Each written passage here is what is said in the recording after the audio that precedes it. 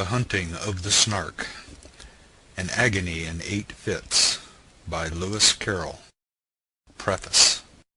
If, and the thing is wildly possible, the charge of writing nonsense were ever brought against the author of this brief but instructive poem, it would be based, I feel convinced, on the line, in page 4, "Then the bowsprit got mixed with the rudder sometimes." In view of this painful possibility I will not, as I might, appeal indignantly to my other writings as a proof that I am incapable of such a deed.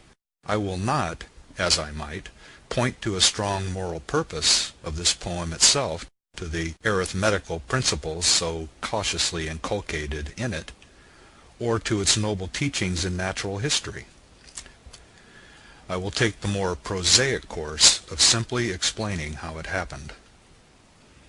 The bellman, who was almost morbidly sensitive about appearances, used to have the bowsprit unshipped once or twice a week to be revarnished. And it more than once happened, when the time came for replacing it, that no one on board could remember which end of the ship it belonged to. They knew it was not of the slightest use to appeal to the bellman about it. He would only refer to his naval code, and read out in pathetic tones admiralty instructions which none of them had ever been able to understand, so it generally ended in its being fastened on anyhow across the rudder.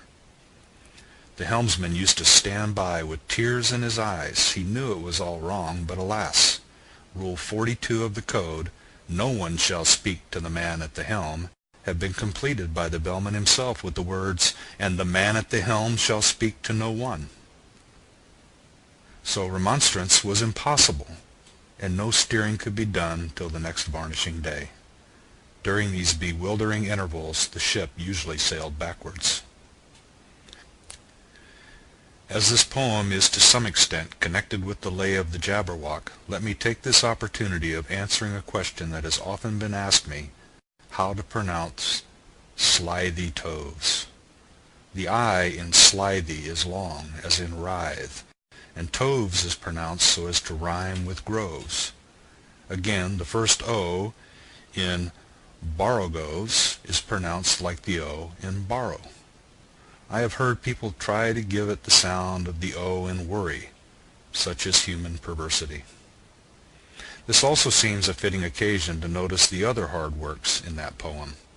Humpty Dumpty's theory of 2 meanings packed into one word, like a portmanteau, seems to me the right explanation for all.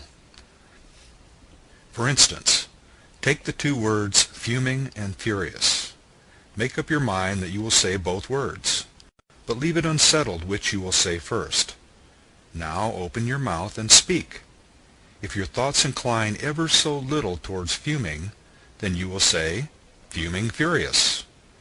If they turn by even a hair's breadth towards furious, you will say furious fuming. But if you have the rarest of gifts, a perfectly balanced mind, you will say frumious. Supposing that, when Pistol uttered the well-known words, "Under which king, Bezonian, speak or die," Justice Shallow had felt certain that it was either William or Richard, but had not been able to settle which, so that he could not possibly say either name before the other, can it be doubted that, rather than die, he would have gasped out, "Rilchium"?